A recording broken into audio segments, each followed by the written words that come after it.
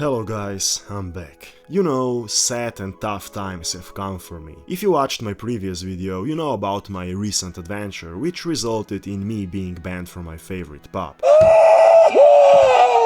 And I'm already on probation as it is. Anyway, I had no other choice but to sit down on a bench on Friday night and open a bottle of liquor. Fast forward 2 hours and I'm hugging the toilet wishing I was dead. It's the same feeling I get whenever YouTube recommends me a video from this guy. And since I'm a fitness YouTuber, the video the algorithm shitted out for me was this one. It's the classic Hamza video, which is basically 2 bullet points being stretched into a 20-minute yapping session. And this time the topic is building a muscular body. So let's see what Mr. Hamza can teach us today. Is understanding what actually builds the muscle mass. Now you probably know this, but I really want to break something down, which I only realized like years into the journey. Let me ask you a question and really try and figure out the right answer to this. What one variable causes muscle growth? One variable. There definitely isn't only one variable at play. Just like when it comes to kids in my basement, there are plenty of them.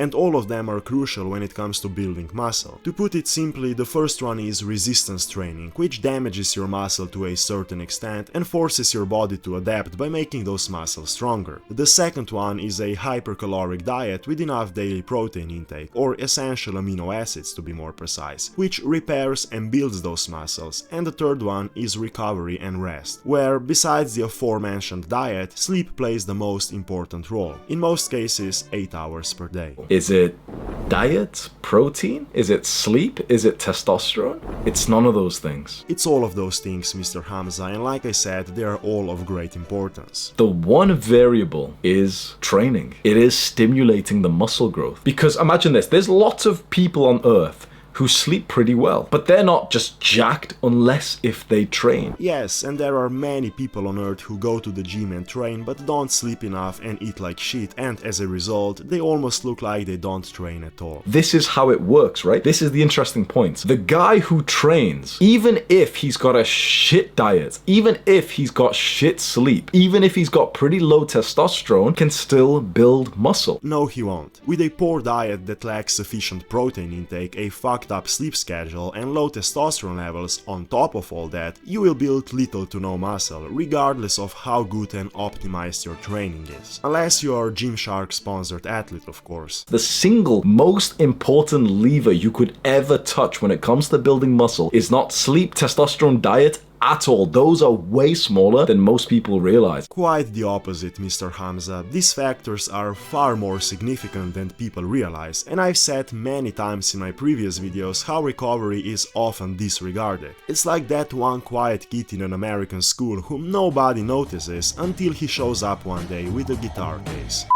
Anyway, don't forget about recovery, especially if you're a natural athlete and not a complete newbie. It is your training. 90% of your thoughts in terms of, yeah, I want to make more muscle. And for those wondering, this is a perfect example of poor lifting technique, because he is skipping almost the entire bottom half of the movement, which is the most important and growth promoting part of an exercise. In his case, the reason for that is lifting too heavy.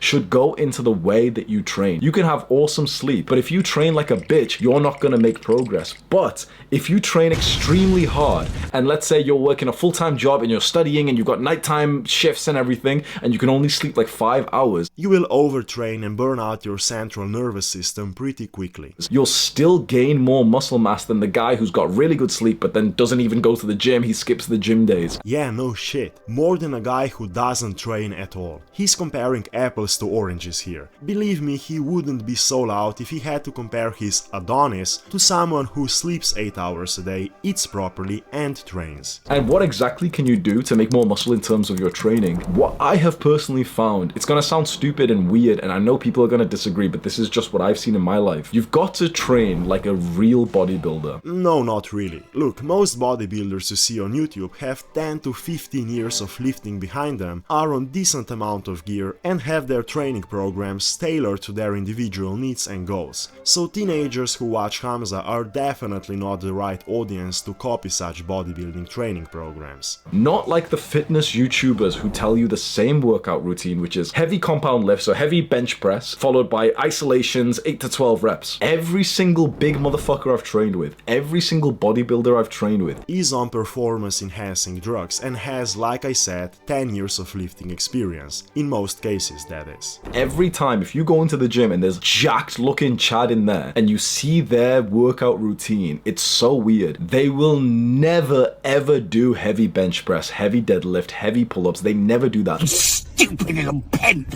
And that's one big load of horseshit. Almost every professional bodybuilder has at least some compound movements in their training plan and usually starts their workout with these compound exercises. Why? Because compound movements have the highest raw stimulus magnitude, or in other words, they are the most stimulating. On the other hand, yes, they are also the most fatiguing, but that shouldn't be too big of a problem if you have a well-structured training plan. First exercise will be a 20 rep set of like fucking chest machine press. I'm telling you. And there are usually two reasons for this. The first is that this set of 20 plus reps could just be a warm-up set, which is pretty self-explanatory, or some kind of pre-exhaustion technique that helps athletes achieve a better mind and muscle connection or pre-exhausts the targeted muscle so that it becomes the limiting factor in the following exercises. The second reason could be that this bodybuilder is close to competition and therefore has very low body fat level and dry joints, so to speak, and doesn't want to risk injury by doing heavier compound lifts. From the guys who have the most muscle mass, they train like bodybuilders, not like weightlifters, not like powerlifters. They don't do any heavy compound lifts. They go and grab the machines, the cables, and the dumbbells for sets of usually around 15 to 30. High reps, right? Think about that. A set of 15 to 30. Yes, they do sets of 15 to 30, but in addition to sets of 5 to 10, 10 to 15, etc. So why do you actually need this variation of rep ranges? Because different rep ranges benefit different muscle fibers. Sets of 5 to 10 benefit fast-twitch muscle fibers and remind me of the first and only time I had sexy time. One set of 5 reps and it was all over. It is time to come. Sets of 10 to 15 benefit both types a bit, and sets of 15 to 30 benefit slow twitch muscle fibers. And every muscle is composed of both types of muscle fibers. Of course, in most cases, larger and stronger muscles have a higher ratio of fast twitch muscle fibers, while smaller muscles have the opposite. But if you really want the best gains, you should train in all rep ranges. People online think strength and muscle mass is the same thing, that it correlates really well. No, just they're not the same thing, Hamza, but they definitely correlate. If you only train for hypertrophy, you will gain some strength along the way, and if you only train for strength, you will still gain some muscle mass. if you just want to look good, if you just want a physique that makes you respect yourself, consider not actually lifting heavy for this purpose. Look, I'm going to skip this part because he keeps yapping about why you shouldn't lift heavy for another 3 minutes or so. This video is 17 minutes long and he manages to tell you about 3 different points. Everything else is just rambling with the help of retention editing to keep his 14-year-olds engaged, so let's move on. The way that I train now is similar to the bodybuilder Mike Menso. First exercise will be a 20 rep set. Exercise number 1 for the pecs will be pec deck for 6 to 10 reps to failure. 20 rep set. What the fuck is going on here?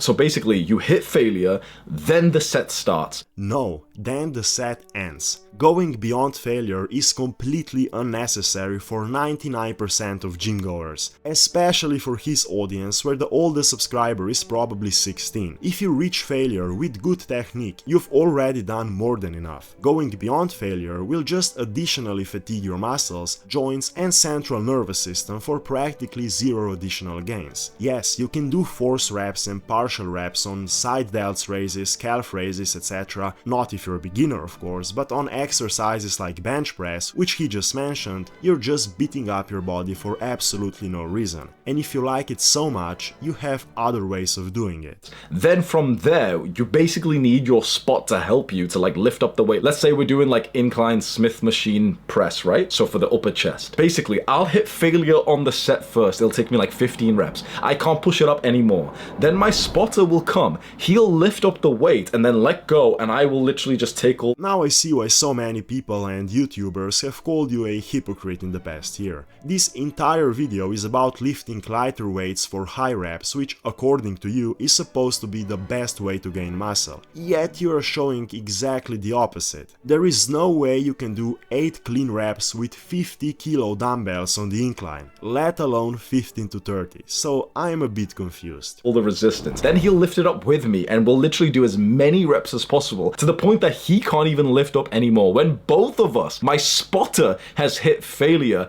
that's when our set has complete. That's fucking insane. Yeah, it's not really fucking insane, it's more like fucking unnecessary, but you know, Hamza, you know. I will stop here because the rest of this video is just repeating the same shit for another 5 minutes and some cookie cutter bulking advice at the end. This is a perfect example of why I hate these self-improvement and fitness clowns so much. They always find some quote-unquote big solution, make hundreds of copy-pasted videos about it, sell some courses, and then when it becomes boring, they move on to something new. I could be wrong, but if I remember correctly, it was all about compound exercises and calisthenics for Mr. Hamza 2 years ago, and now it's the exact opposite. That's the road to making little to no progress in the gym or in life in general. If you have any further questions about this topic, feel free to ask me in the comments. Liking and sharing would really help me, and see you soon.